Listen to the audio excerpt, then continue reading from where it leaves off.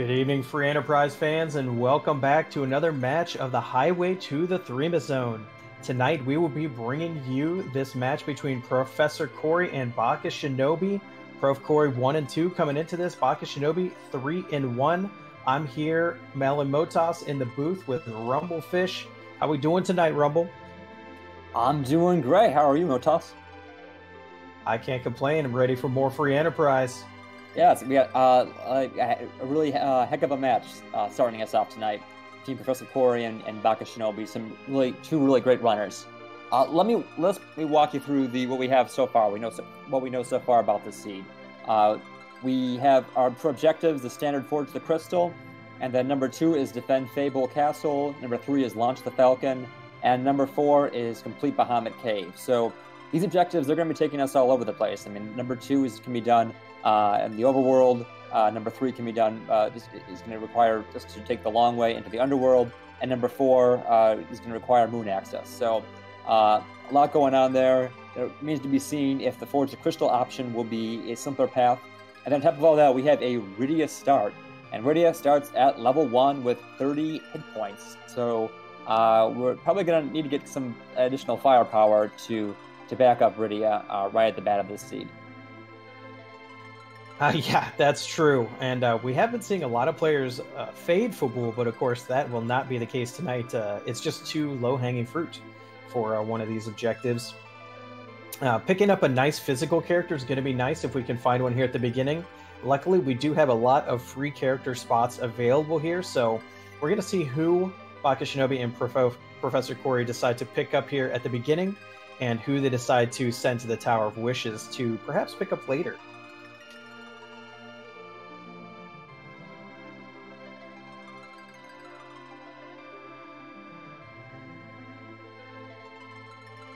Keep in mind, we do have permajoin on in these flags, so we will be perhaps making some different decisions than you're used to seeing.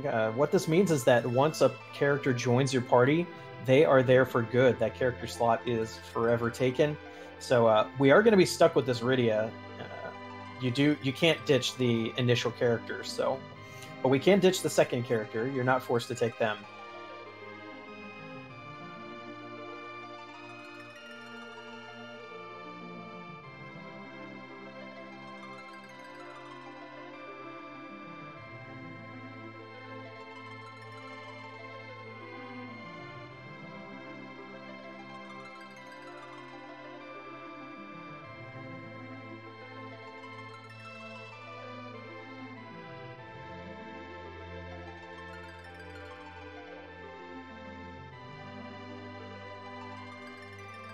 And it looks like we should be getting underway here pretty shortly.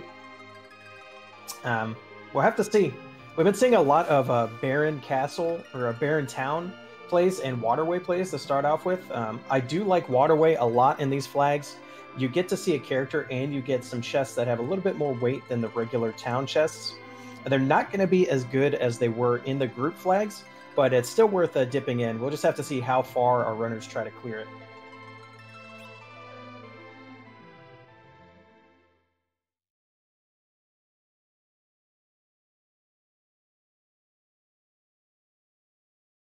And our runners are getting started right now. Let's see what we're starting off with.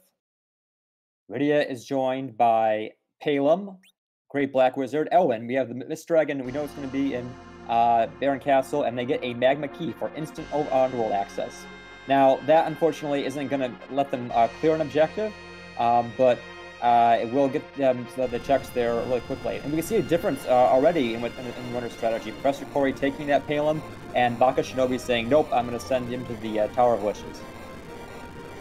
Yeah, Palem is a really sought-after character in this phase of the tournament, but it may be that Bakashinobi wants to save him for later in order to do a slingshot. He's a prime character for slingshotting.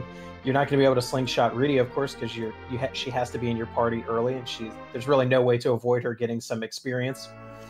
And Underworld Access is very nice because you get a lot of gated shop checks, which will have better items, along with a gated treasure chest, which are quite spicy in the underground. So by the time we find a hook, in order to get Objective 3 done, the hook route will be not a danger for our runners, I would think.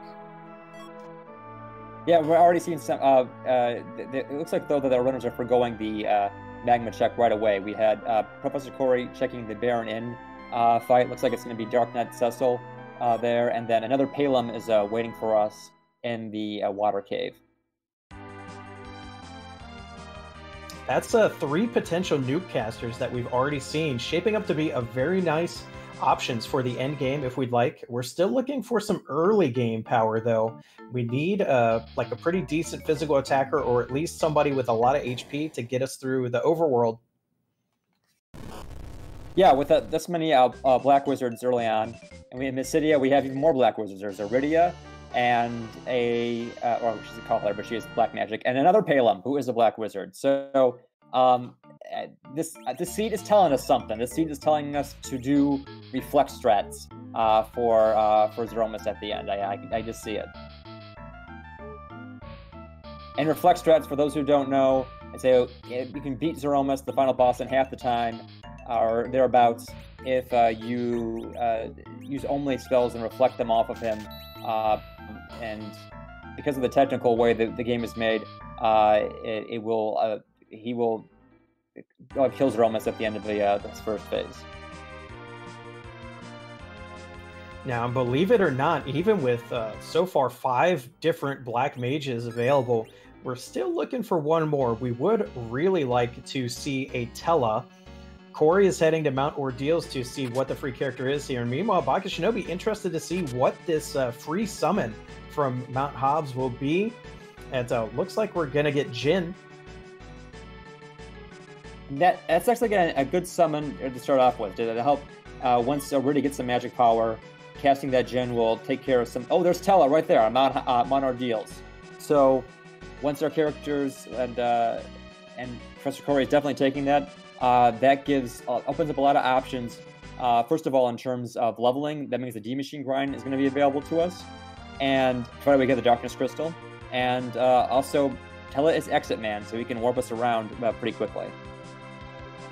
You know, Tella is extremely valuable in this tournament, and it's kind of crazy. We have been seeing him pretty much in almost every match, which is very nice for our runners, because otherwise they have to do some alternative grinding, which is a little bit harder to access and requires a little bit different strategy than most of our runners are used to doing with the D-Machines.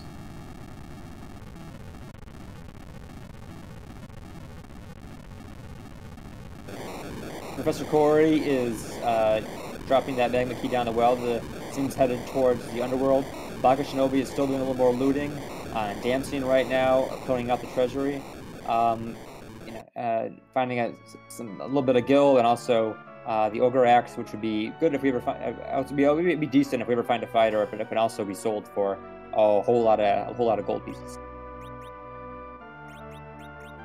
Yeah, and money is still important. You may be thinking that our runners don't have much to spend their money on, since the J items are either not available or extremely hard to find in these settings. So they don't have, coffins, sirens, and hourglasses and the like to burn a bunch of cash on. But you'd be surprised how valuable the item shops can still be, as well as the equipment shops. And equipment, especially higher, like tier 5 and 6 equipment, is really killer prices in the shop. So you can't ignore your money. We're finding a Rosa as the character leading up to the hovercraft and Damstein. So we're going to have a white wizard, which is going to be makes especially the Threemus fight a lot easier when we have access to high-level curing spirits like Cure 4. Rosa's going to provide that, so that's a good thing. That's a good find there. Yeah, and a bonus, she has the best HP growth of any mage. Ooh, Corey finding the Warrior's chest, going to reset out of that. Now that he's found it, though, he knows that he can check all the other chests and basically full loot the cave and keep all the goodies there. That's some decent loot, though, in Antlion Cave. There's a Dragoon armor and a Rune ring. And Rune rings are very, very nice for our mage characters, because they boost both wisdom and willpower, or black magic and white magic power, and so it's definitely a good boost for them. Oh yeah, for sure. And it has great magic defense, which, believe it or not, the developers have the final boss of the game only use magic. So your regular defense that all your great beefy physical characters are going to be carrying on their armor is useless in the final boss fight because Threemus uses no physical attacks. We do find a Kanazo in the Antlion Cave, 1,000 HP here, so very nice to see Kanazo here at such a low HP spot with his HP-based wave attack. Right, and here's probably like one of the better places to find Kanazo as opposed to one of the higher tier places because it'll be easier to bring him down. But at the same time, as you can see, Bakashinobi is going on very low levels. I mean, this is just starting level for Rydia, who's already down, and Palem, who's already down to 42 hit points. So this could get ugly, and if he doesn't have the right material, it looks like I think he's got it. This last wave, he probably won't have enough hit points to do proportional amount of damage to Palem. Yeah, we saw Kanazo missed Baka's Palem there for a turn, and that actually may have saved the battle for Baka.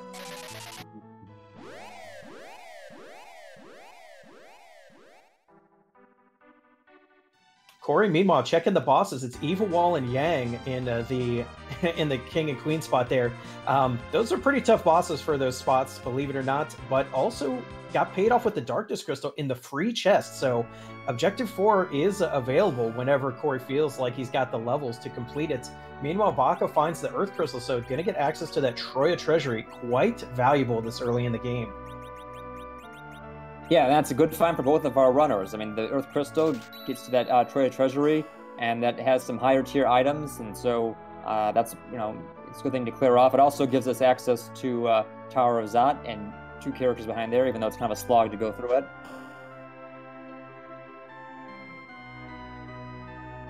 And then with the Darkness Crystal, that Professor Corey, I think, was the one who grabbed Tella, right? So that means that the D-Machine grind is all but ready for him to take on. Oh, and a Cursed Ring is in the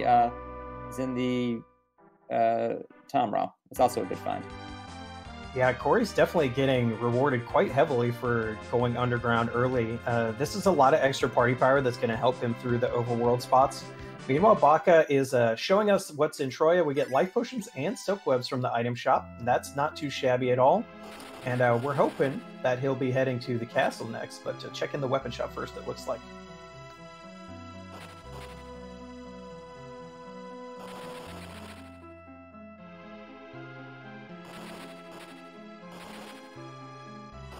Corey's going down for another free check, wants to get to all the information he can before doing any more actual key item checks where you actually have to fight bosses.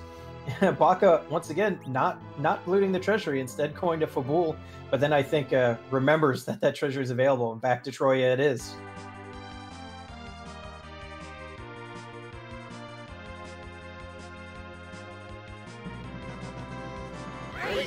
All right. All right, chat. We're going to have a look at what is in the fantastic Troya Treasury in Castle of Troya. Right now, Baka's checking out the non-locked treasure chest, but right now he's heading in to see what's behind the locked treasury. That's going to require the Earth Crystal to open up. All right, everybody, get your ratings ready. We've got Zeus Gauntlets, Gungnir Spear, Crystal Helm, Sorcerer Robes, Gold Apple, Succubus, Coffin, Fireclaw, Mute Arrows, and a Cursed Ring for Baka. I would be happy with that. I mean, Sorcerer's Robe, especially when you have Rydia and Palem, that's going to have some uses. And, of course, the Cursed Ring also has its uses. I mean, everything in there. And there's some good utility items, too, a Coffin, Mute Arrows, and both of those have situations in which they become really handy. So that's definitely a good aid. Yeah, and Corey already has a Cursed Ring in hand from another source, so there are some strategies where you can use 2 Cursed Rings, but it's really just one is the key here, just so you can start playing some games with your agility anchoring.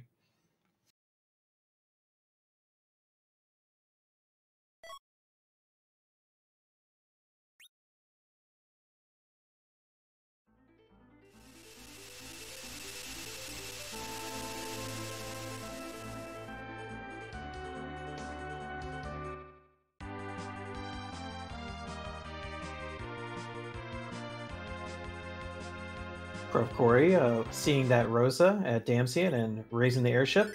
Meanwhile, Baka's checking some more item shops. We'll have to see if he wants to do to the fence while he's here.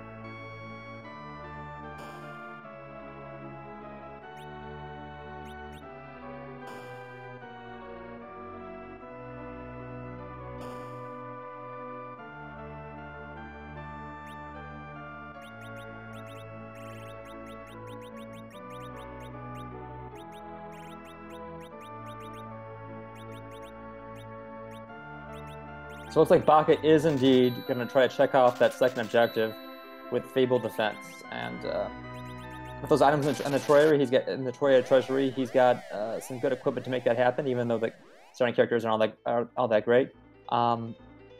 Pale Dim is awaiting him, and it looks like if it's just going to do physical attacks, and if that Pale Dim could be dangerous. Yeah, if you use Summon on Pale Dim, he's going to respond with Quake. Oh, I guess not. I guess it only applies if Rydia does it. So, okay. So, don't listen to your commentator. It seems like it's fine. But nonetheless, Baka is noping out of it. Yeah, usually we would consider Pale Dim to be the easiest of the moon bosses, but in this case, you need to be able to take the hits, and Baka's mages just aren't at a level yet where they can do that. And by the way, I'm gonna call it the Troyery from now on. That's a new thing. Can we make that a thing, chat? Can it be the Troyery from now on? Did I say Troyery? Oh, jeez. Okay. Ooh, our tracker Alicel and Restreamed Zoe Vermilion do not like that suggestion. So Professor Corey is on his way to the Antlion Cave. He's going to be finding his Earth Crystal Stone. Looks like Baka is taking another crack at the Fable defense. Yeah, I saw he bought another Dancing Dagger, so I don't know if he wants to try to start swinging him with both characters or what. But meanwhile, Corey's checking the Antlion Cave, going to go over this check that Baka already did, and we'll see if Baka can't get through this Pale Dim fight, that might push him to do some underground checks.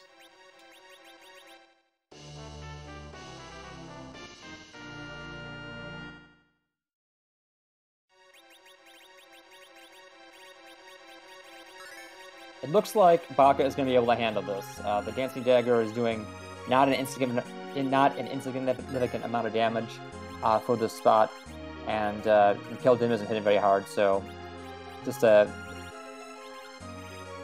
going to be able to burn through it pretty quickly. Yeah, the unfortunate thing is Rydia would have really liked to get that experience, and Rydia was also dead for the previous boss fight as well.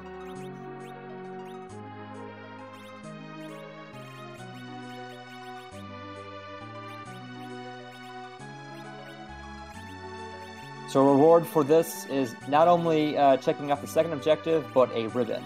And not a progression item, but that is definitely a very useful piece of equipment. Provides a lot of defense, especially status defenses. Yeah, the ribbon is a really great pickup. It's probably, I mean, I would consider it to be probably the best helmet in the game. In some situations you want some different ones, but really ribbon's very all-purpose.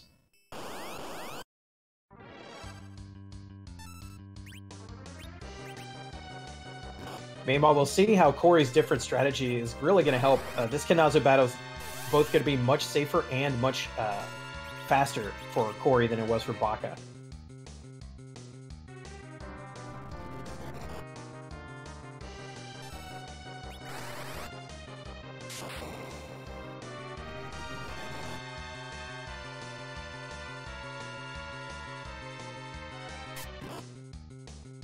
Wow, and Baka has been doing all this without even all of the free character information yet. He was pretty devoted to this route.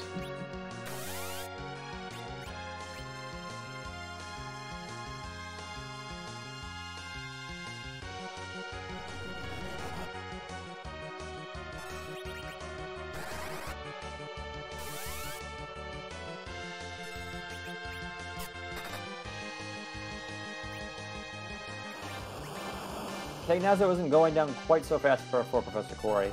Also has Rydia is also down, so it's actually turning out to be kind of a similar fight for him as it was for Bakashinobi.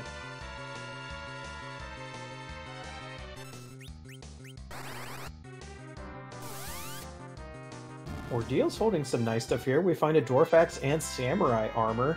We do not have a heavy plate wearer to wear that Samurai armor yet, although it is kind of on the docket. Perhaps our runners are just going to have to give up and go with the whole mage party, though. We're striking out on physical attackers. Yeah, I think we're just about exhausting all of the early character checks. This might be mages or nothing. Yeah, we're running out. They do have access to Dwarf Castle to do a check there, but you have to get through one of the bosses before you get to see who it is. And neither one of these players are ready for that yet. It's a little bit too high of a spot. We need some better black magic to get through it.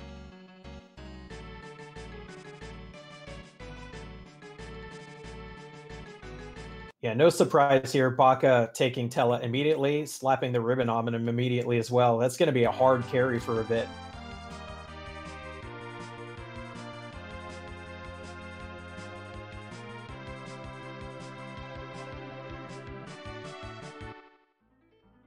And replacing Mylon and friends is the full elements fight, which starts with Mylon Z here. Shouldn't be too shabby. There are a few situations where if you're not hip to the way this boss reacts to attacks and the script, you might get caught off guard, but it looks like Baka is queuing up the fire, and we'll be waiting to see when the switch to Rubicante is. Oh, that's all that was necessary, though. Fire 2 and gone. Yeah, with the great thing about the elements fight is that it's broken up into 4 stages, and if you overwhelm the, I think it's either the first stage or the first 2 stages, or any of the stages actually, with enough damage, it'll just automatically end the fight. Baka pretty bold, not even saving either, and we get Dr. Luge in the reverse boss spot. This is great. I mean, you're already going to have to sit through the speech probably, unless you're quite a bit over-leveled.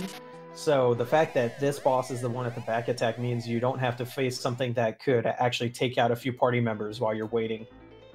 And as an added bonus, Banal gets actually some damage, early damage up by smacking his master, Dr. Luge. So get that bonus too. Meanwhile, Corey has also done the treasury and is checking the item shops in Troya while he's there. Going to find these life potions, silk webs. You got to expect pretty much anyone to pick up at least 1 silk web. Corey actually bought 3 there. It's a very useful item, especially for the Zeromus fight. You kind of, with mage parties, always want to have at least 1 silk web to toss at the beginning of the fight.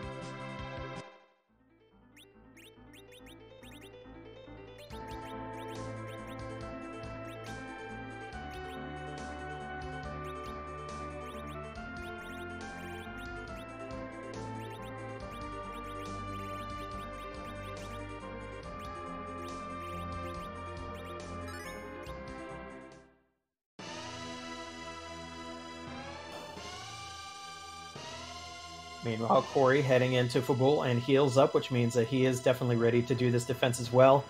Once again, a couple of more characters than Baka had at the same point, so Pale Dim should be a little faster.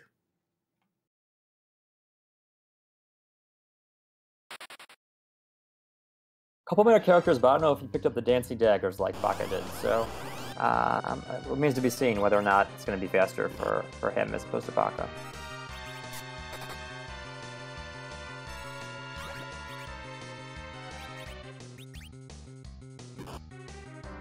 Yeah, as expected, bluffing up Palm there. We're going to see Palm probably get bluffed up so that he can get off a spell that will hopefully one-shot Pale Dim. It's going to be hard, though, because I think that Pale Dim will absorb all elemental spells, if I'm not mistaken. Oh, that's right. We don't have Virus yet. So that's going to be the problem. Hopefully, maybe Corey will be tempted to check that weapon shop, because as we know, there are dancing daggers right there next door.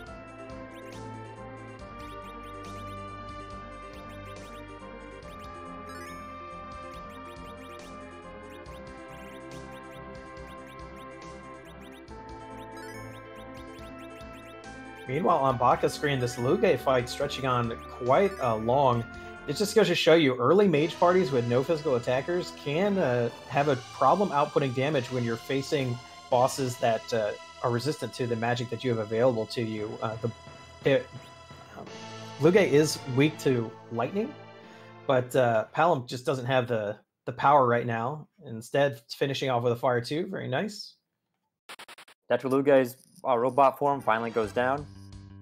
Should be clear sailing for here on Mardeals. You have one more boss fight, but the third one is a piece of cake, usually.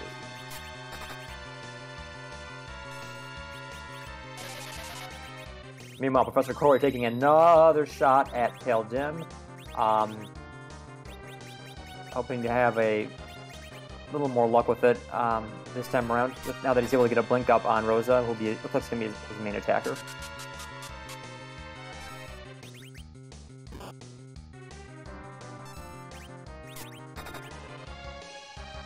Baka showing us Mylon and friends in the shrine. This boss fight only has 1,000 HP total, so split between those gas, this is going to go quite quickly.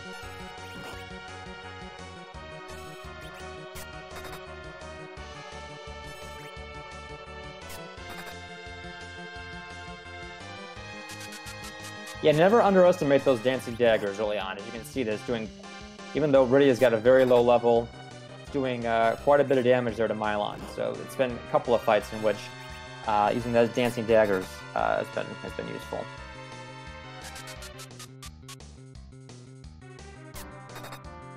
Mylon goes down, and Tello's gonna all his spells are gonna be remembered. So one step close, definitely a good power up for Bakashinobi. And once he goes and finds his Darkness Crystal and the Fame March, I'm sure he'll be very happy.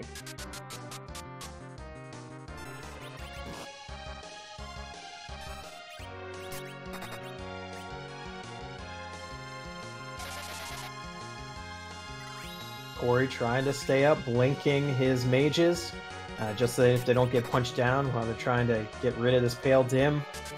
Rosa's shooting along, but there's a little more HP here than you would think, because this is normally the spot for the Fabul Gauntlet, and all the enemies are separated in there, of course, but their HPs are all combined for that boss battle, but there goes the Pale Dim.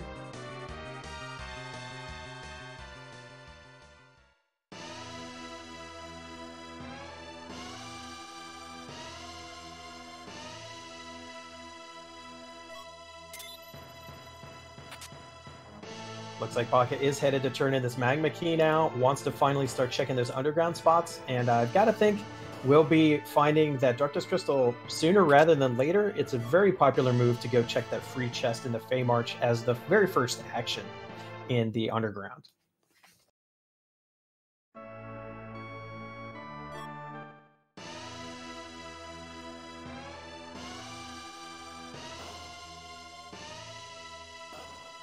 Corey finding the Baron Key from Sheila 1. That's actually a great pickup.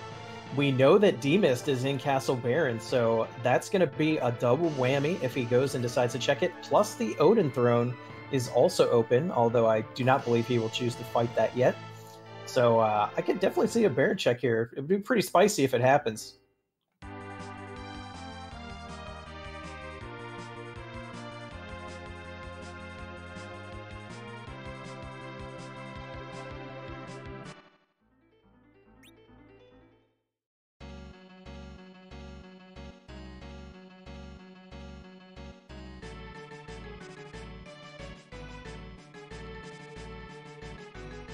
Professor Corey not too far behind Baka, and now is making the path up to Mount Ordeals.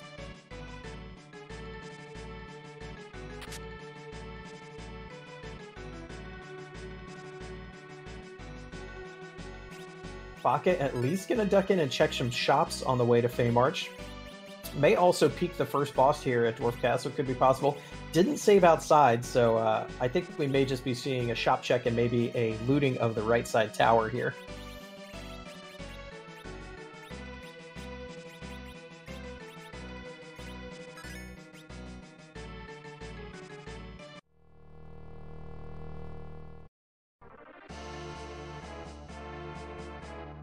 Some great weapons in that shop if we had a character who could use them. And the black belt gear is also really nifty armor. Same thing though, we don't really have any fighters who can equip it effectively.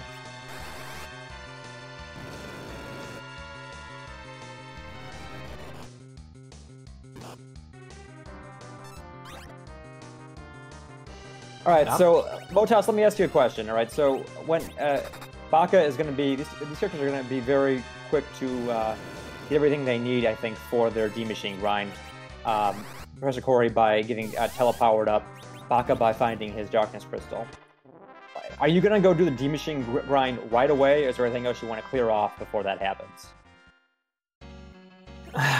You know, doing your D-Machine grind as soon as you have the Darkness Crystal, especially if you're getting it when you have a very low amount of key items, chasing the grind as early as possible has been a winning maneuver in a lot of matches just because it helps so much for the rest of the checks you have to do. The only thing I would still be looking for is one physical character. Because let's say you do your grind, which would require you to actually fill your party up so that you can get EXP on all 5 of them. That means you have to take a mage right now.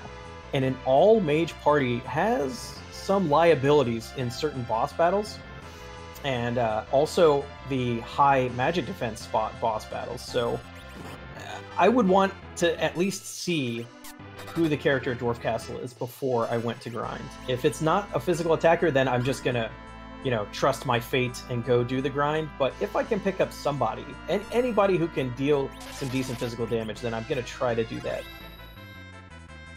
I think it's a pretty good analysis. I mean, I would definitely feel the urge to get that grind done, and knowing that that's going to give me a leg up on my competitors. I think it'd be really hard to restrain me from doing that, especially because finishing the first fight in the Dwarf Castle, it might be difficult at these levels. So it'd be very tempting for me to do the grind right away. Yeah, and if we absolutely hit a wall, we have seen some decent bows and arrows for Rosa, and she can deal a surprising amount of damage. I mean, she's never going to be putting out like 6,000 like some of the sword wielders can do, unless we're facing, you know, a mage boss, of course. Then she can really shine.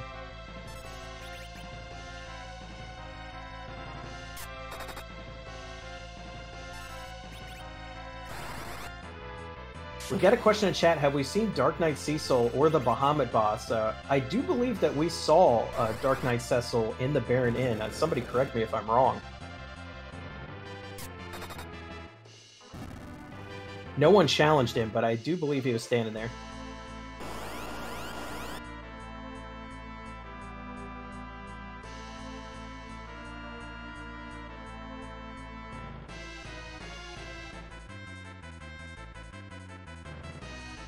Bakashinobi's still not done looting, getting all these chests in the Fame Arch.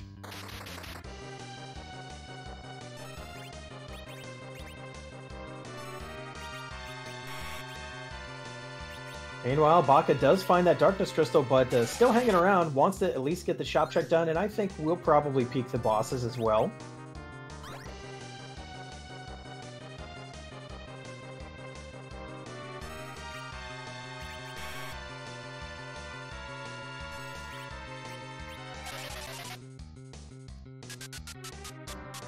As we said before, when Cory was down here, these two bosses are quite scary here. Evil Wall at that spot hits like a truck, and Yang as well, no slouch either, and we will not be able to kind of get him done with for free, so you're going to have to take those punches and kicks.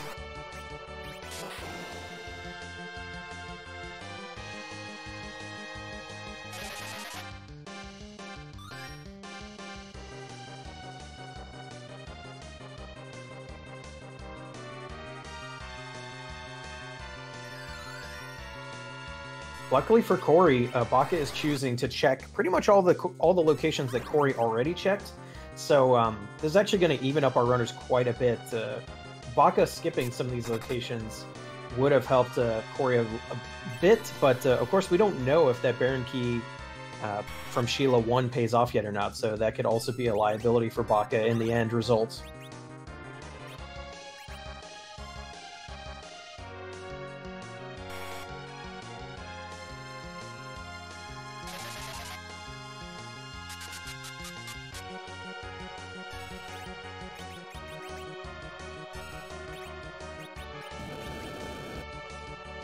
I'm extremely interested to see if Baka chases his Baron Key or goes to grind first.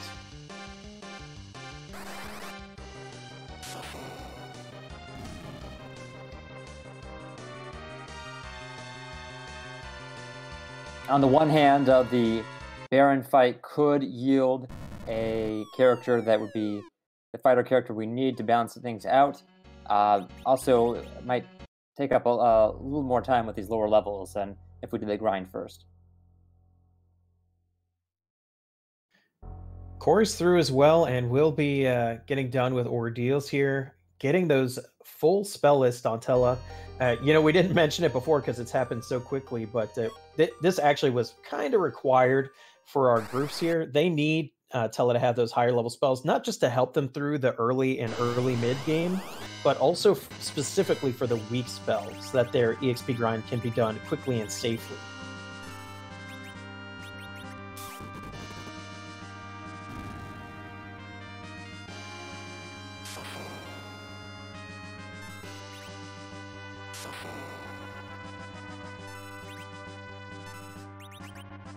Oh, I don't see Baka head into Baron. He's raising the whale.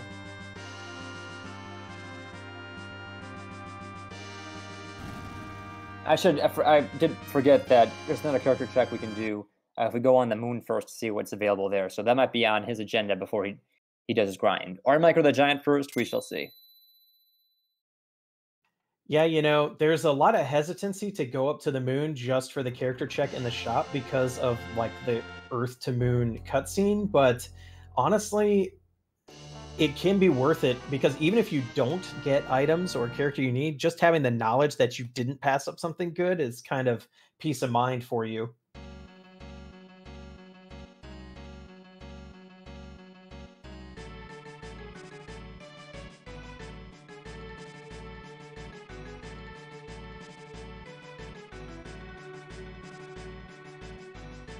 Yeah, and you're exactly right, Fish. That's what Baka's doing, going up to the moon.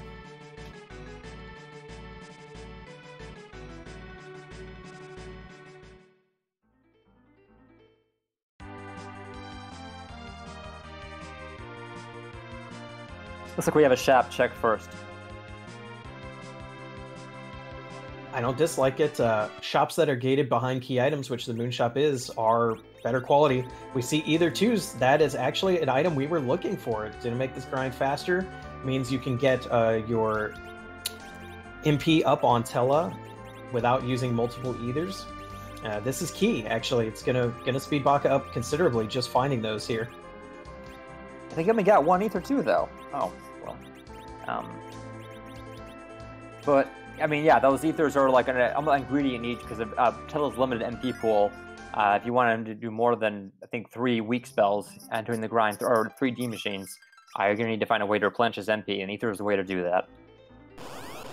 Yeah, you won't be screwed if you don't have ethers because Tella has Psych, but Psych is incredibly slow.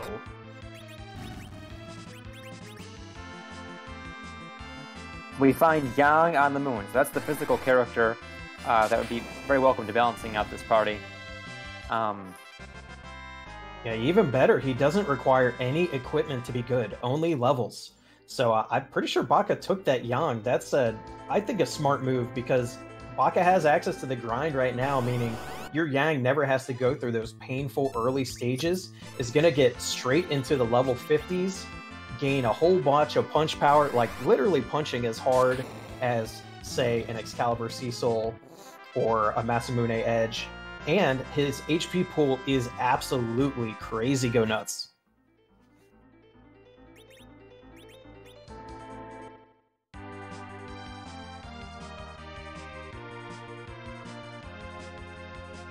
Bakashinobi, not content to get the character and shop knowledge up here, wants to know what boss is in Cave Bahamut as well. Does the peak? Ooh, it's a Moon Sparkle, so Baka's got to go all the way around to see what boss it is.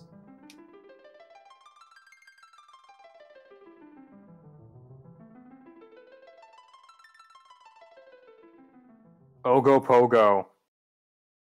Oh, that's a not a very friendly fight to see in the Bahamut spot, which hits like a dragon.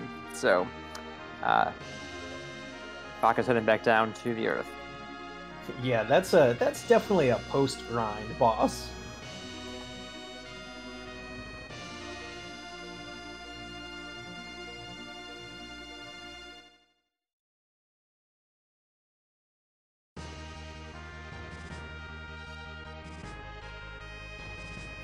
Yeah, and we can see Baka's prepping now. He's heading to the Tower of Wishes to grab the rest of the characters to fill out the party here, and they're going to be mages. That's pretty much guaranteed.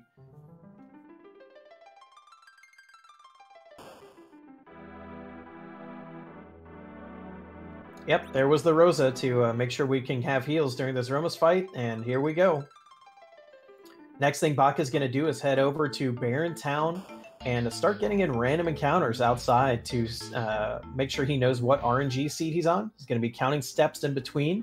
There's a nice handy chart developed by the community. I believe Twisted Flax developed that.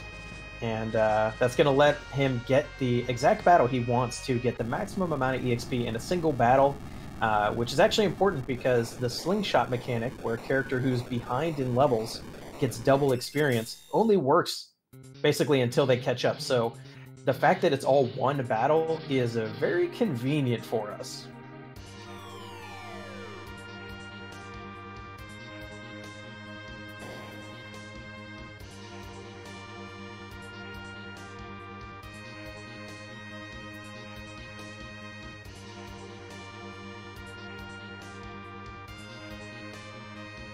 Meanwhile, Cory is already in the Giant, so we're going to see concurrent grinds here. I didn't see Cory doing battles outside Barren. This is an issue because the reason that was developed in the first place is this tournament has the can't run flag on, so the old method of getting D machines will heavily punish you because the random encounters in here are no slouches, and you will die trying to get the D machine fight unless you get lucky and get it your very first fight. Luckily, there's a safe spot right in the Giant, so I mean, there's there's a good chance that profcory is going to have good luck in finding the D machine. If not, he can just reset and get the next one. But if you don't have it queued up just right, and it looks like he's doing that. Oh, and yeah, there is a potential D machine fight here. But this fight could yield to either a D machine or it could yield to one of the centaurs, I think, and we don't want the centaur fight, we want the D machine. Yeah, it sounds like Cory did actually do the manipulation. He just did it before he raised the whale, so we didn't notice. But also showing off some kind of heads-up play. The old method used the save point further in order to reset if you didn't get the fight you wanted fast enough. But since we already manipulated, there's no need to go all the way to that save point. You can just get right by the entrance staircase and get the fight there. It's a little faster.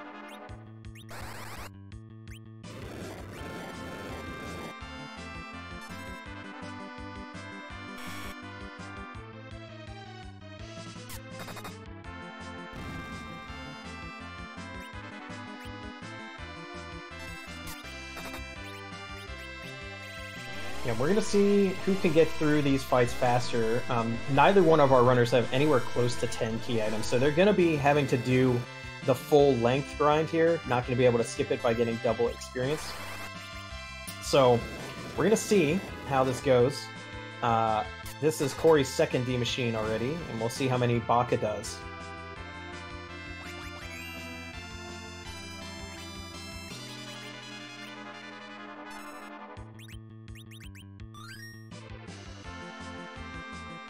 I'm actually very, very interested in what boss checks we still have to do, because now we're going to see a kind of, I don't want to say a wide difference in our strategies, but Cory has decided to, didn't check the moon at all, so has went with the full party of mages, and once again, that's a choice you can't take back. Once your party's full, you can't take any more characters in these flags. Meanwhile, Baka has the Yang. We'll have to see how useful Yang ends up being, or if it would have been better to just take another nuke blaster.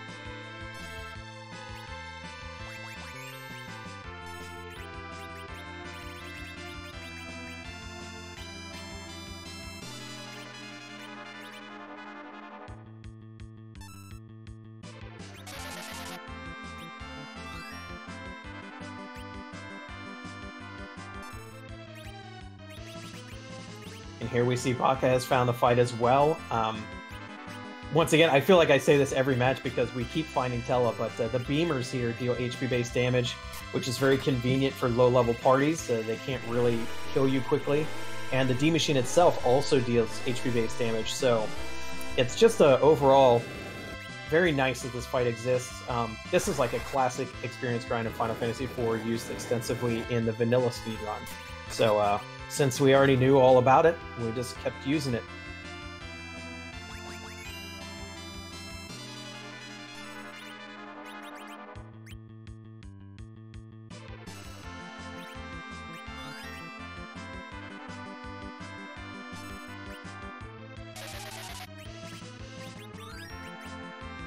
Yeah, and also, because Corey did not go to the moon, he didn't find the either 2s that Baka has, so he's having to throw some either 1s here instead.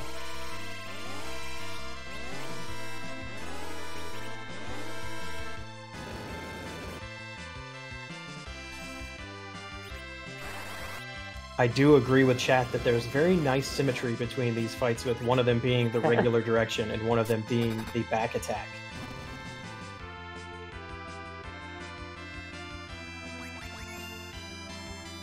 Also, I low-key love it when you have 3 back row characters and the middle one casts a spell, so you get that nice wedge shape. It reminds me of the Mighty Ducks.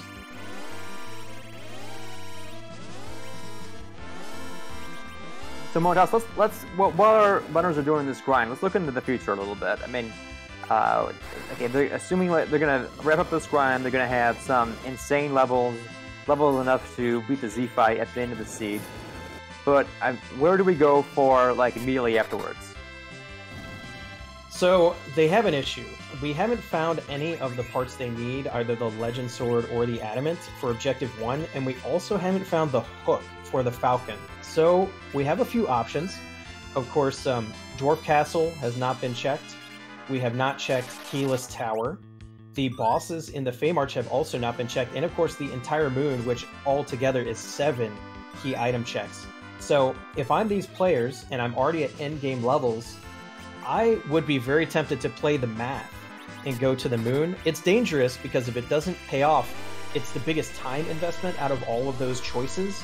But once again, if there's only 10 checks open to you and 7 of them are on the moon, that makes it hard to ignore that moon.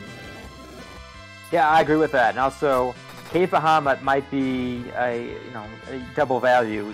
You know you're going to clear off one objective, and then it may be the hook or maybe the Legend Sword of the Adamant, which would give you progress towards the other 2 objectives. Yeah, and with endgame levels, Baron Castle becomes much more attractive as well. Remember, if they remember what they saw at the very beginning of this seed, there is a D-Mist at the Vigan spot. So, Baron Castle is actually a 3-for-1 right now.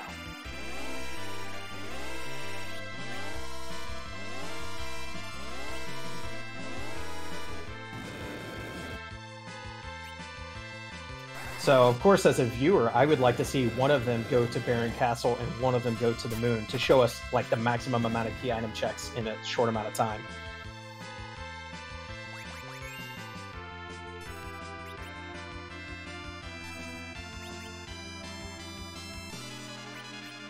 We are seeing some nice life glitches from Corey.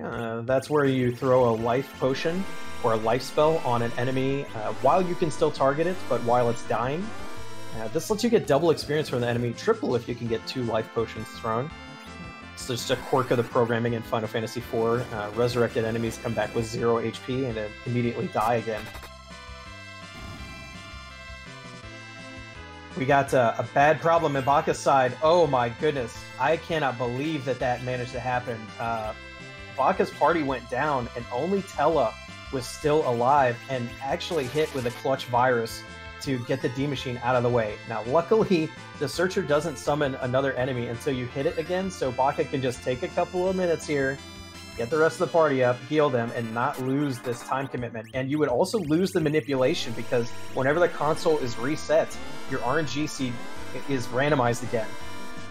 Yeah, that would have been a nasty, nasty wipe for Baka. obviously because of all the time that he would have lost on that D-Machine grind if that clutch virus didn't come off. Yeah, what happened was he threw 2 life potions rather than actually doing the attack on the D-Machine, and if that D-Machine had punched Tella instead of literally everybody else, that would have been GG here for Baka on this grind fight.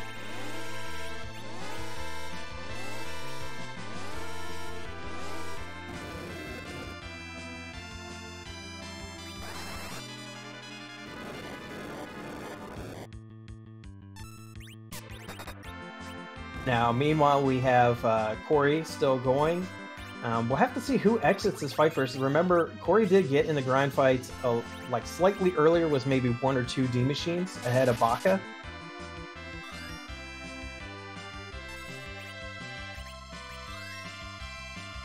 But once again, you're kind of, if we were using physical parties, we wouldn't have to grind as much, but for mages, there's 2 reasons you want to kind of get a little extra levels.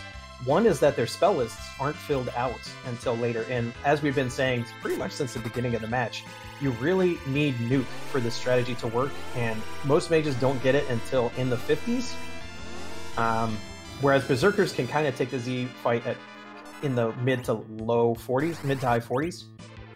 And another reason is the HP. The mages have pretty abysmal HP growth with the exception of Rosa, and in order to be quote-unquote safe from the highest damage roll Big Bangs, you really need your characters to have more than like around 2200 HP.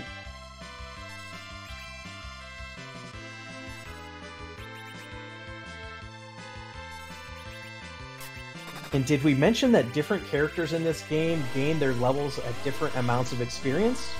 True story. Not sure why the developers decided to do it like that, but it's true.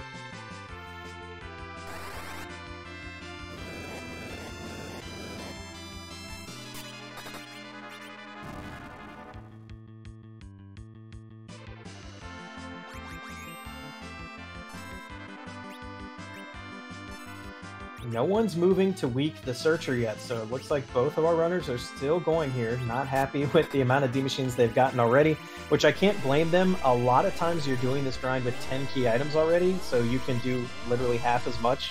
But when you gotta do the full thing, you really don't want to undergrind because you put yourself in a bad position where if you want to get more experience, there's no sirens available, so if you just need a little bit more experience, it becomes like you kind of have to hunt and like maybe take a lunar boss that you don't need in order to get those spells.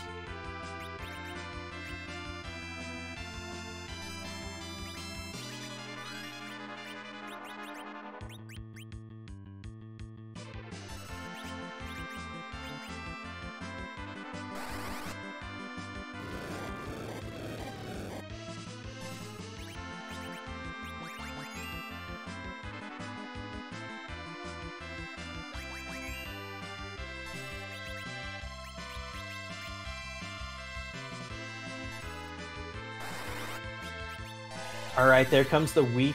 So we're about to see Corey get done and see how many levels he got from this. Oh, heads up, killing Tella. That's we don't want Tella to gain any more experience because he's going to be our agility anchor at this point.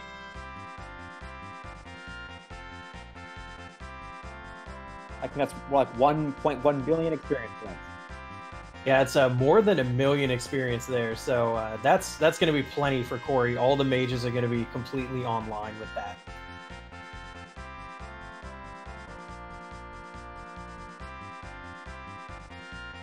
And the downside to using an all-mage party is you get this nice spell scroll when they gain all these levels. 58 levels at once. Wow.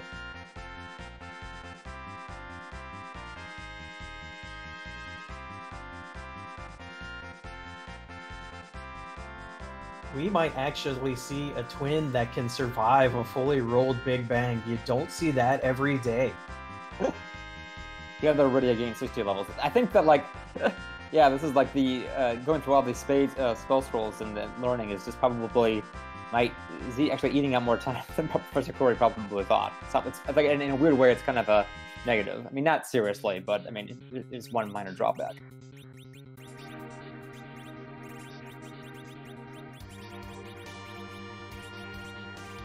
Interesting.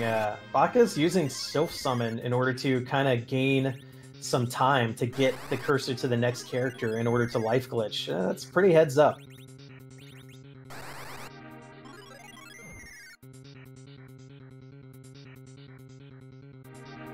Also, you saw right. That was 3 Hourglass 3 drops for Corey, so if he needs anything else, he'll be able to get any Moon battle done with pretty quickly and safely as well. I think it was like definitely more than a million experience points too for Bakashinobi. So now it's his turn to enjoy all the spells that he's learned and get out in all those levels. Yeah, so our players are at key item parity. They have all the exact same key items. They're both done grinding Corey out just a little bit faster. So this seed looks like it's gonna get down to who checks where. Yeah, our runners are really close together here. Baka is not far behind at all, and I guess it depends on if K Bahamut here has double value, that'll be a something, or otherwise it's going to come to who checks what and who gets what first.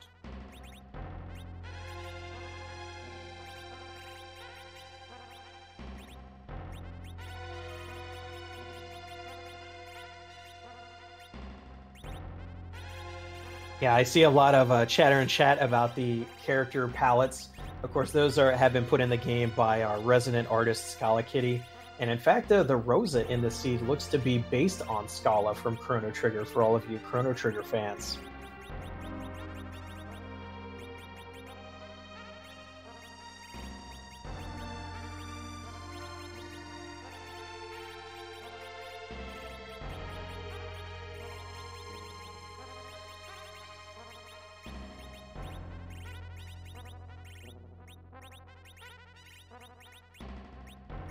Unfortunately, Corey having to stick with a leather robe on one of his Rydias. The heroine robe is there in the inventory, but it can actually be a liability in this case because you're wanting to use your Rydias for spellcasting, and the heroine robe actually decreases your spellcasting stats.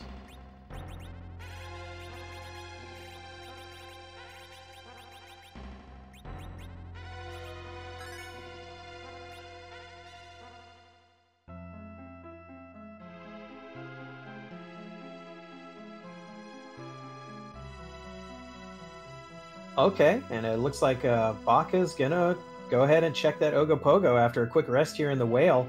Meanwhile, Corey is also checking the Ogopogo. Doesn't know it's Ogopogo yet, of course, but this means our runners are funneling towards the same direction. Wouldn't it be crazy if they both make the same exact decisions from now until the end of the seed?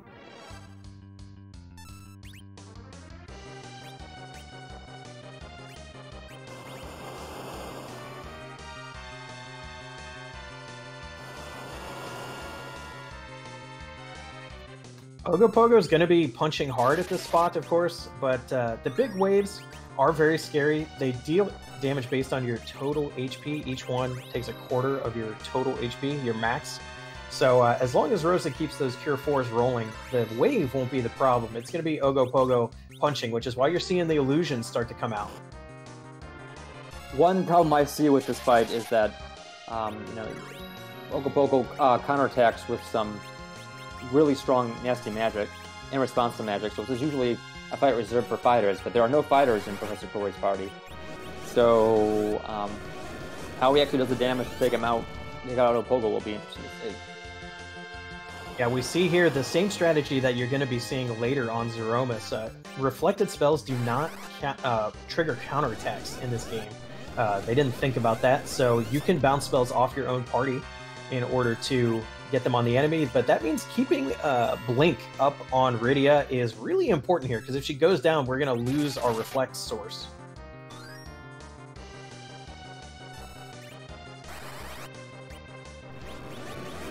Single target Cure 4 from Tella.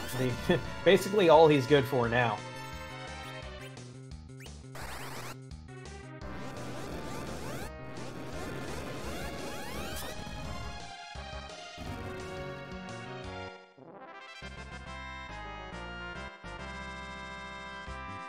Meanwhile, Baka's up here with that Yang in hand, so we'll have to see how well. I do believe we did see a Lit Claw earlier in the game, so if we get a Berserk out on this Yang, it could be a lot of damage coming out really quick.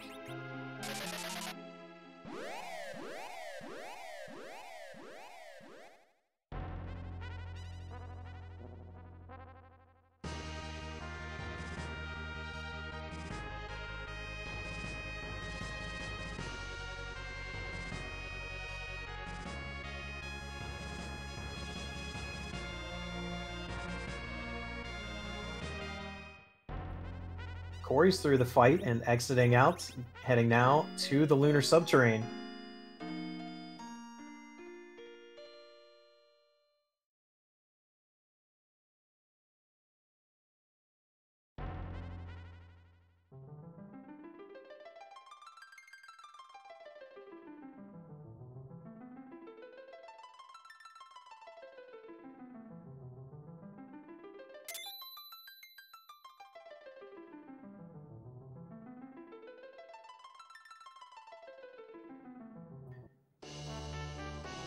Corey getting the news about this Yang that he can't really take, and Baka should be through this Ogopogo very shortly himself as well.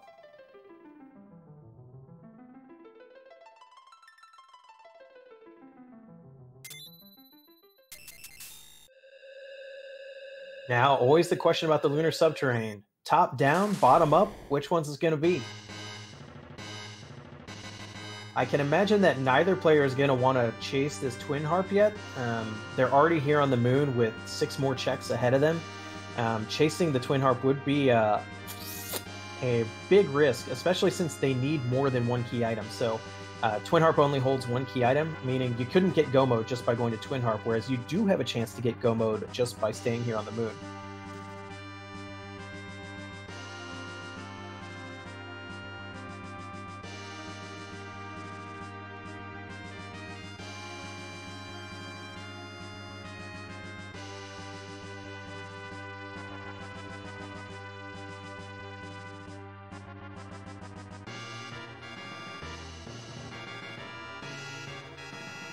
You know, speaking of nobody's going to chase that, it looks like Baka is actually leaving the moon. It's going to chase at least one of these Earth-based key items.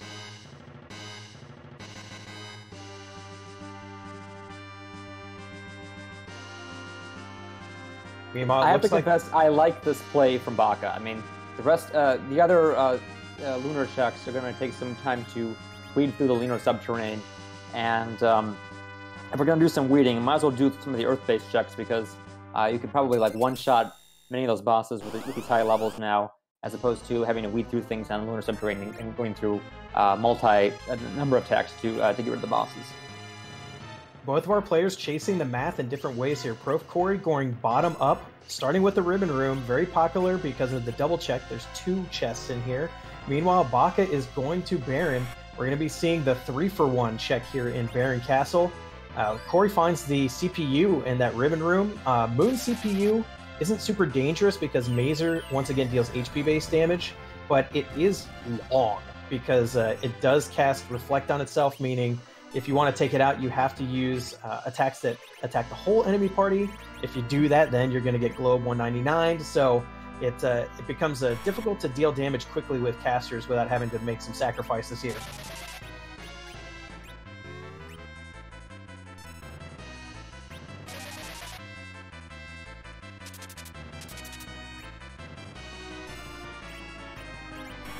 Whoa, Corey's showing us the tricks. Actually reflects to float, and it hits what we wanted to. We wanted that reflect to hit the attacker, so now we can use Quake with impunity.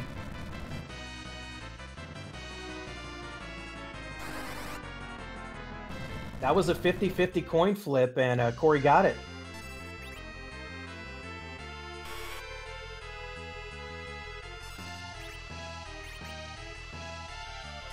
Meanwhile, D-Mist isn't this long for the world on Baka's screen. 1 nuke is probably going to be all it takes, and goodbye.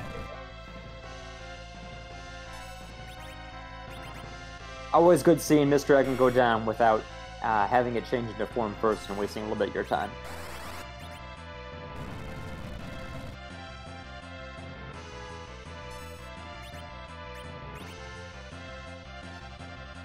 Even Tella just guarding, not even worth. And we get Baigen on the Baron throne. Looks like he decided to directly take over the kingdom this time. Once again, a single Quake or yep, there come the Quakes. He's not going to be long for this world either. And then it's just going to be the Odin spot to check here in Baron, and of course heading over to Mist Village across the mountain range to check Rydia's mom.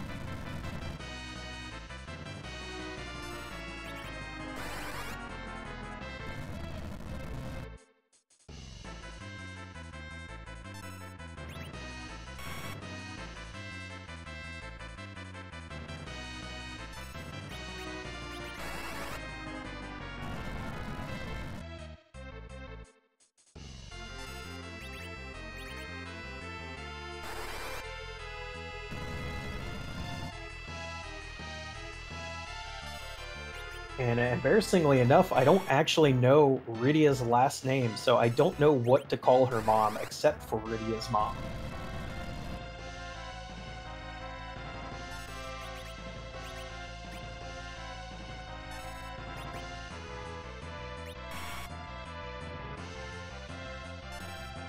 Unfortunately, we had a Kane there, but he is it's way too late for him. Goodbye, Kane.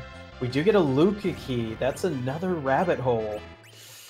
Ooh, the choices here are becoming more and more complex.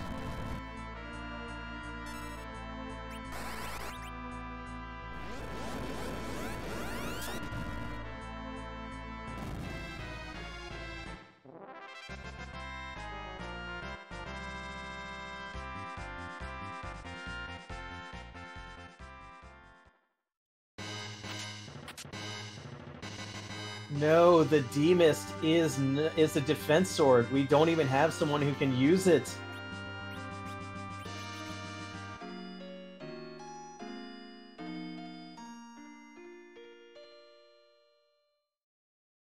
Yeah, you can see Baka just noping right out of that and heading to check what the basement fight is in Baron. Corey did get a payoff. There's a Legend Sword behind that CPU. Very nice to see. That means Corey only needs one more key item, one way or the other. If he can find an Adamant Ore or the Hook, it's going to be go, go, go. It's always good when you can either do... you get a choice of possibility of 2 key items that can put you into go mode, as opposed to 1.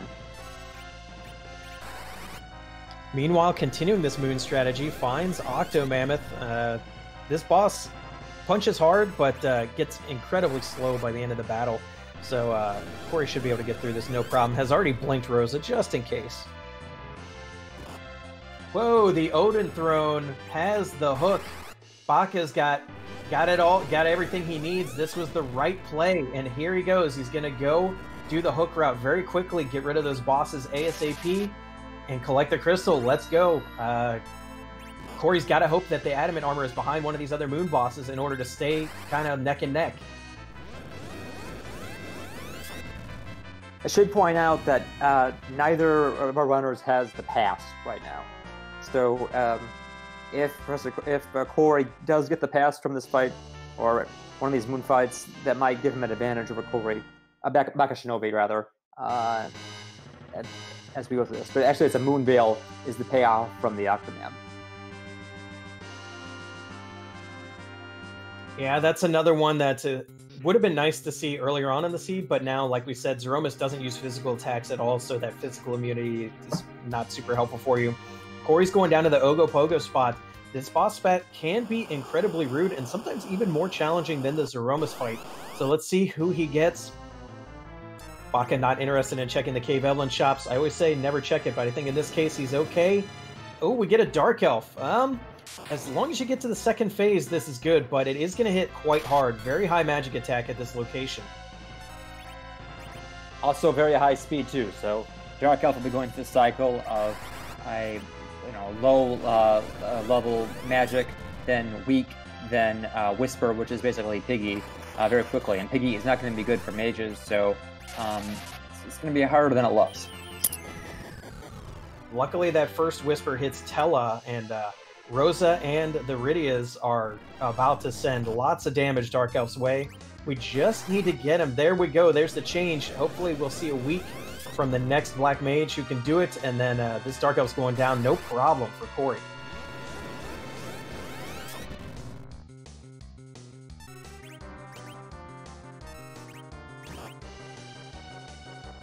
Here's another thing you also don't see every day. Nobody's done Dwarf Castle, therefore the Rydias are still Kiddias. No growing up. That is, you do need her to do Dwarf Castle to get adult Rydia. So chat was mentioning that it actually kind of gets in your way because Rydia loses white magic when she grows up. But if you're so used to her not having that, it causes you to miss menu a little bit. Corey getting the tower key, that could pay off with Adamant. You never know. Corey, though, probably more likely to full clear the moon. Next stop is going to be the Wyvern spot as his next choice. Yeah, every one of these bosses that doesn't have the Adamant is basically Corey getting farther and farther behind. He really needs a payoff here.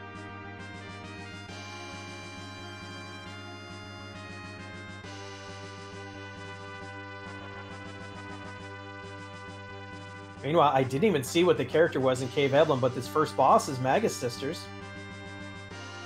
Oh no, yeah, there it is, Magus Sisters.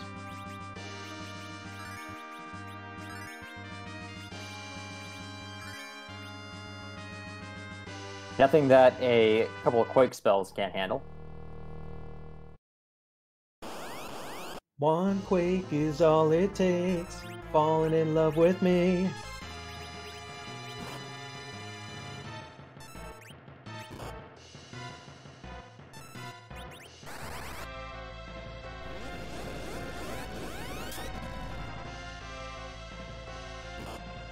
Meanwhile, the second boss is Ashura, another one that's not going to be any issue for this fully grinded party. As we said, it was nice to get the Earth Crystal so early because they didn't have to fight these bosses to get their underground access, and now that they've grinded, they're really no threat at all. If we had actually had to go this hook route, it actually would have been pretty rude for these players.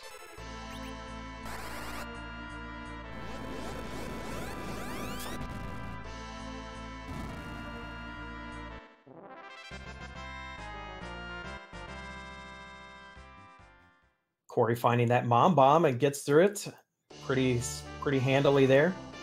And is it going to be the Adamant? No, it's a Leviathan summon. Corey's only got one more spot on the moon. Corey's probably not too happy right now. The last two, the Moon Veil and the Leviathan summon, they're basically whammies. So I can see him not being too happy right now. Yeah, the craziest thing about this is we've had the Baron Key that led us to that hook for a while, so in actuality, the moon wasn't really required at all here.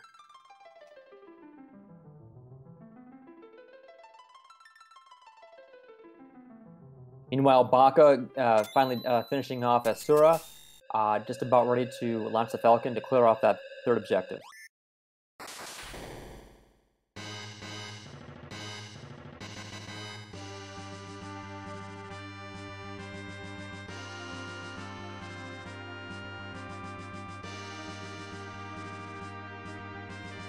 That means we're going to have, like, the vehicle high five here coming up because Baka's going to drive the Falcon straight to Mysidia to pick up the whale again. And the Enterprise is already there. And the Enterprise actually over at Evelyn. Never mind. We don't get to see all three at once. Sad face.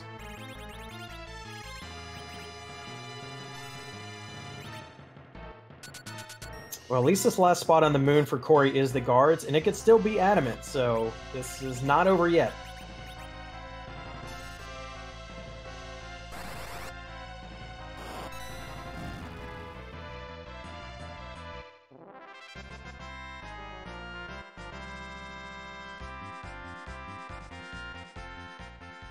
Getting those guards pretty quickly with the Spone spell.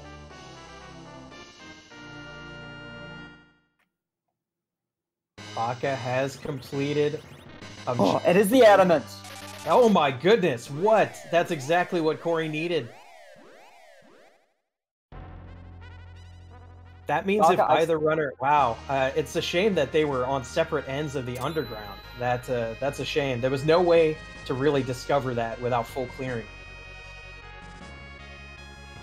I think, Baka, is already pursuing Threemus. He's already got some objectives cleared.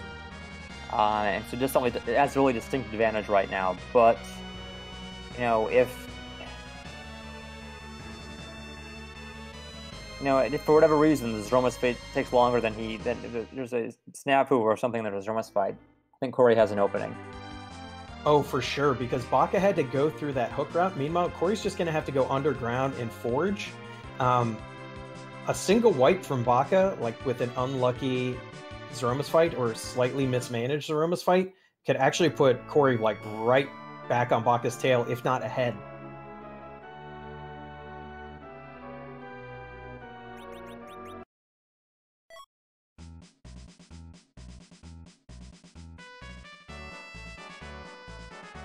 No pass for Corey either, so Corey's going to have to walk down the whole lunar subterranean as we're seeing Bakashinobi do right now.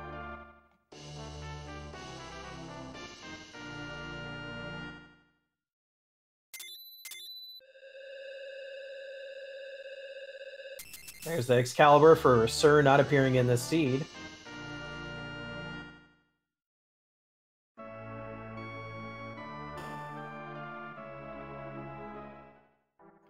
Okay, that's it.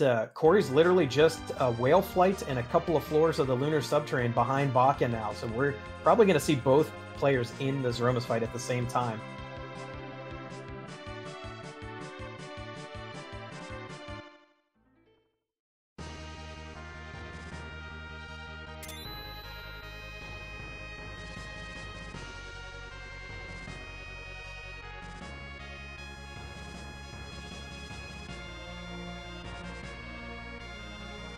Baka, I think rightly, coming in here to save and set up the party, getting the battle speed down to 3, setting up the optimal Threemus fight.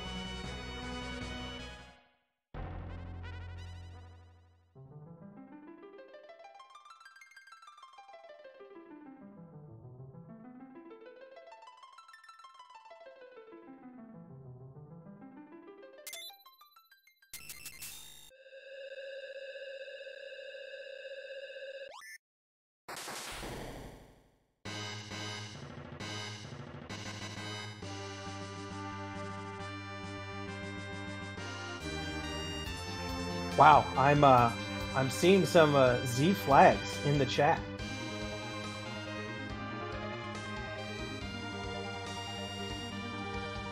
Z flags in the chat with a big blue banner, a Z, and a question mark. What could that possibly mean? I think chat is indicating they'd like me to say, whose butt are we gonna kick tonight?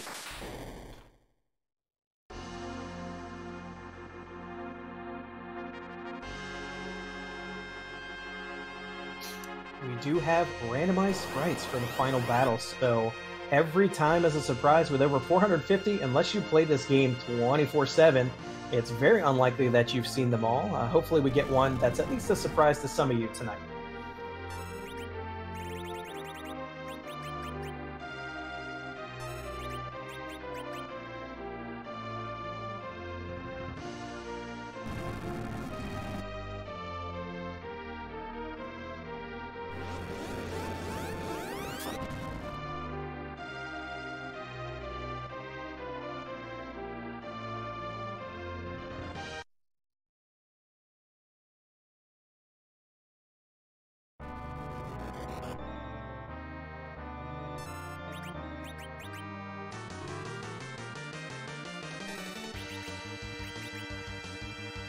Well, his true form is revealed as Threemus, the fan favorite, top-tier weapon that's absolutely useless in the hands of Kane. Great to throw, though.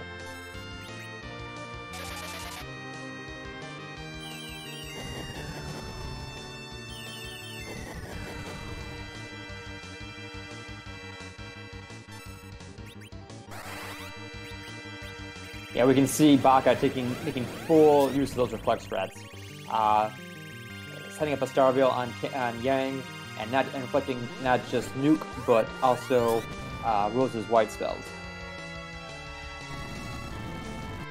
And Corey is heading into his Z fight now.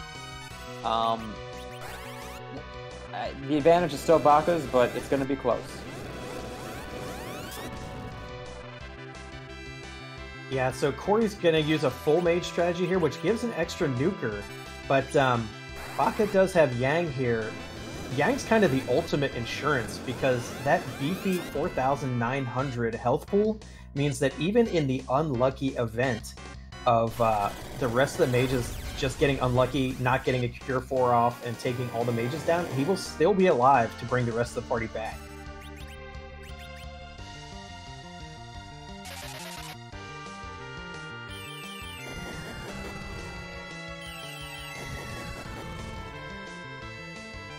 Yeah, Baka not even bothering to nerf these big bangs. Tela goes down as expected.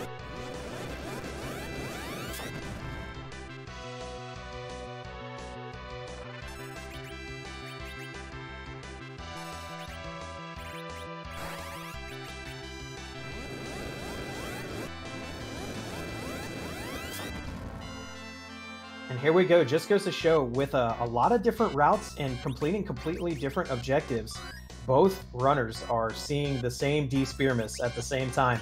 And considering reflex strats usually only take like 4 or 5 minutes to get through this fight, thanks to skipping the second half of Zeromus' HP pool due to the aforementioned counter effect. Whoa, this is so close for such a deep race where we had to check so many locations to get go mode.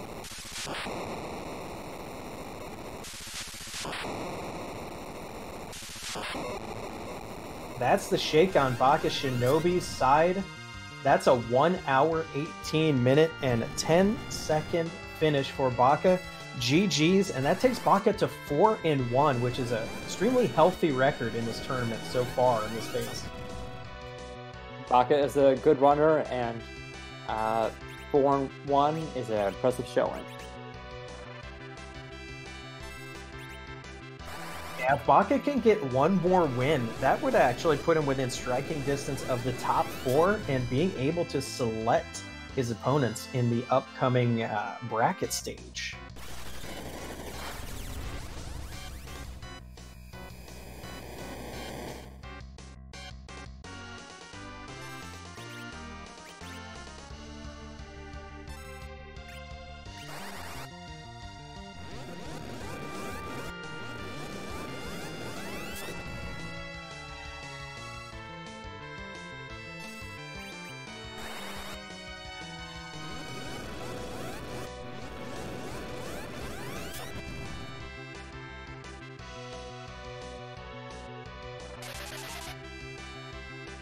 Meanwhile, Corey is making short work of Zeromus, using the same reflex strats, and this time with an all-mage party, so Corey's going to have an extra nuker to take down Zeromus.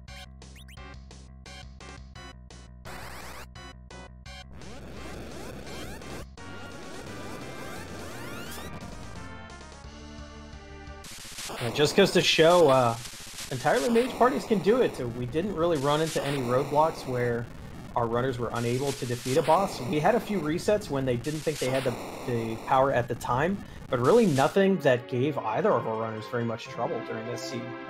And there's the flash for profcory as well, with 1 hour, 20 minutes, and 6 seconds, literally only 2 minutes behind, not even completing the same objectives. That is crazy.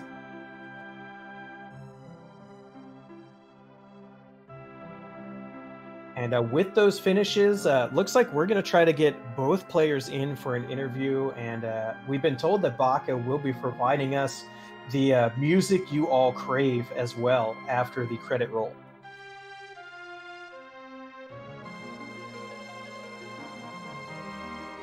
Okay, we're now joined in the booth by both Bakashinobi and profcory. First off, GG's to you both. This was an astoundingly close race for how much y'all had to do in this seed. Thank you. This this seed was scary when I went and after I finished my grind, cleared Cave Bahamut, and then looked at the list of places to go. I was like, oh, the entire moon, the entire underground, and a good chunk of the overworld because we keep finding gating key items. But it turns out that you made the best choice there. You picked the winner because after you finished Cave Bahamut, you made the decision to go back down to the earth to check Baron, and that ended up being the winner. That you got the hook there. Now Corey, on the other hand, stayed with the moon, and he after nearly full, I think after full clearing it, he did find the adamant to forge with the legend sword. So he got to go mode in a different way, but you were a couple minutes ahead of him by then. So the hook was definitely the way to go. Back to Baron was definitely the way to go for the hook. Yeah, Baron was very tempted because I saw that demist at Baron and I made a note of it. And when I found that Baron key from Sheila 1, I wanted to go Baron, but first grind and do Ogopogo, do your necessaries, then pick the next spot. So when you did get that hook from Baron, like what was going through your head at that point? I thought I got bailed out pretty hard because I know I made some mistakes. I forgot about starting with the Magma Key after I cleared Antlion and raided the treasury, so I cleared Fabul and then Ordeals, and then remembered, oh, I have a Magma Key and I've been fading free checks, and I'm doing another trip to Fabul. This is losing a bit of time. And then I saw the Darkness and Feymarch, and I'm losing a fair bit more than a little bit of time because I could have grinded for some of these checks and had that going. So yeah, one thing that had us gasp was definitely during your D Machine grind. You had a clutch moment there when basically everyone was wiped out except for Tella, and you had a clutch virus in there to finish off that D Machine real quick. That could have been really bad news for you if that had been a wipe. Yeah, I'm annoyed at myself for thinking, wow, I got a double life lift in that, and then I realized I never killed the D Machine. Oh dear. This is why I throw Cure 2s on Tella outside of healing everyone, because if Tella goes down, things are really bad. If Tella stays alive, I can salvage things. And thankfully Corey, after that... Go ahead. So Corey, tell me a little about your run. Like what you found the adamant on the moon. What was going through your head at that point? I didn't know whether I was behind or not. I sort of like, just because everybody in the table is so good, kind of like can't help but always assume I'm behind. But I was sitting there thinking like, okay, well, I feel like my overworld was a little bit slow. Like I should have grinded sooner. So if Baka came up to the moon with me, then he might have done it faster than me, especially if he went top down. And I also know that I didn't find the hook. So if Baka didn't come to the moon, he maybe found the hook on Earth. So I really had no idea whether I was behind or not. I knew that my Z fight was going to be fine. I knew that I had plenty of levels for that. It was just, yeah, hoping that it was going to work out. Unfortunately, yet another close loss. I'm not going to lie, I'm a little bummed out right now because that's I had a tie with PK, and then I lost to him by like 3 minutes, and then I lost yesterday by 3 minutes, and I lost today by 2 minutes. I almost wish I would just get like destroyed once. That would maybe be a refreshing change of pace. But I really though I'm glad that they're fun races. Yeah, I mean the fact that you were both in the Z fight, like at the same time, definitely shows how close this race was.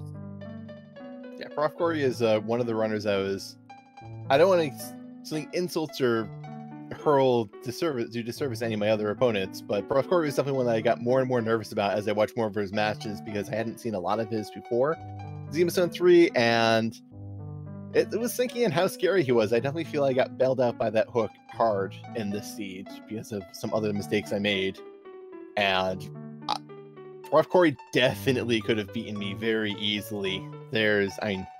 Hook goes to a slightly different location, Baron comes up dry. It's just, this was a scary siege where we had all the options open to us, and I got luckier. profcory did more checks than me and got the harder objective, so he's a great and amazing opponent. So I hope he goes and gets more wins so we can play off again, because he's definitely really good. I appreciate it. Now, I did have one question I wanted to ask both of you. I'll start with Corey. This was a seed where you had a lot of options, right? And you both up until near the end took a lot of the same ones, but when you get a seed where you're presented with a lot of different routing options like you had in this one, what's your thought process on what you decide to fade and what you decide to chase? It's a great question. So I guess I'll break this up into two parts. First was trying to pick characters. Probably the most unique part of the table flags is that you are planning for every phase of the game right from the start. You know, you're trying to think about like who's going to help me finish the overworld, who's going to help me mid game, and who's going to help me for the end. Because you know every choice you make is permanent. So I imagined I was gonna go full mage. I kind of peeked around a little bit to see if I could find one fighter. That's actually a regret that I have, is that I wish I had just gone and picked up the Rydia and just went rather than wasting time doing that. And then as far as the key item checks, Baka said that he got lucky, but I almost did the exact same thing. I was very tempted to go to Baron because it had those 3 key items with the demist sitting there. But yesterday in my race, I screwed up by going to the moon and doing an objective and then clearing 4 of the 6 spots and leaving 2 left. And it turned out that those 2, like either one of them would have given me something I needed to win. So I was spooked by that. And that's why I was like, you know what? If I'm going to go to the moon to do an objective, I'm going to just clear the whole moon. I'm not going to make that mistake again. So even though that ended up taking longer, I don't have too many regrets about that routing choice. And how about you, Baka? For me, I was happy to see the Yang on the moon because he was a fighter. So I had the heroin robe and I could have gone and used Rosa for that, but Valvalis is a very present thought in my mind when it comes to mage-heavy parties. Heroin robe and Rosa will get through Valvalis, but it's not incredibly fast, especially when the best bow I had was an archer bow and I hadn't found charm arrows anywhere yet. So Yang solved that problem for me. Double nuke is enough for me to get through Zeromus, add in Rosa with white. It's a fight I'm happy with, I can deal with it, no issues there. And then when I got through that Ogopogo, I decided that Baron was too good to pass up. 3 key items from one location. Like, Baron I dislike because there's a lot of cutscenes, it's kind of long. But if you're going through 3 bosses and getting 3 key items, or key item checks, it's a lot better. And I just wanted to go and have that out of the way because we also got the Baron key off Sheila 1, which made it pretty early. It certainly wouldn't have been impossible to get through Baron before a grind, so maybe if you're hunting for characters and found that cane. There are a lot of things that made me say, yeah, I like this play more. Also, I don't like going on the moon because I feel in table it's a very big gamble just because it's all or nothing. You have to get paid out there big, or you're going to be behind. It's just, there are too many objectives. While we did just have the launch of the Falcon, so the hook couldn't go and be doing like gating lots of chains. There's too many objectives where you're going and you get a chain and that can lead to another and that can lead to another. So I'm a bit skittish on committing to the moon. Well, that explains pretty much everything I was wondering watching you both play. I mean, there was really nothing that either one of you really had tons of trouble with as far as bosses go, so I have to applaud both of your play in that regard. Did either of you have anything you'd still like to add about either this match or your future matches coming up before we let y'all go? We can start with Baka on this one. I'm happy to have gone and won this match. This is definitely a very scary match for me because profcory has definitely been showing off to be a very good player for Enterprise, and his record doesn't do justice to how good of a player he is, I feel. He's definitely more than worthy of top 16, though we definitely have a lot of players in the top 16. It's getting harder and harder every tournament to go and say, oh, this person definitely a top 16 pick, because there's so many great players. And I mean, even between the two of us, if we play more matches, this could easily go the other way. So, GG's profcory, amazing player, and I hope he goes and gets into the top 16 so that we can have another match.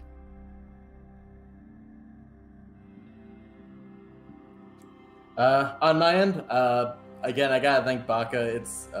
It really was a good race. I really do appreciate all the encouragement. That's one of the probably the best part about this community is that everybody is so supportive and so happy to help. I only got into really trying to race free enterprise earlier this year in the football gauntlet, and there are like too many people for me to name who like helped out along the way and answered questions in the newbie chat and on Discord and all that. Really could not have gotten this far without everybody else helping me be a better player. I'll do my best the next 2 matches. They happen the next 2 nights. I gotta double check, see what my chances are. I don't recall what the 3-3 odds are looking like if I do manage to get that far, but I'm not making any assumptions. Same as Baka said, there are a crazy number of good runners at this game, and just more and more keep popping up. I think that's all I got. Thanks so much to the commentary team, the Restreamed team, as always. Y'all are amazing. Very cool. Well, thank you to both of the runners who agreed to be restreamed tonight. Everybody go send them a follow. This restream tonight was brought to you by our restreamers Zoe Vermillion and our tracker Alicel, along with my co-commentator Rumblefish. And that's about all I think to wrap everything up here. We got a lot more races coming at you tonight. Check the schedule for when and where that's going to happen. And I guess I would just ask my co-commentator Motoss for any final thoughts. Nothing from me. This was another great race. It's always nice to see them finish so close together. We will be sending all of you here over to Randomania 2. The race in progress over there is Frostbite versus Lock Coal Live, so enjoy that one.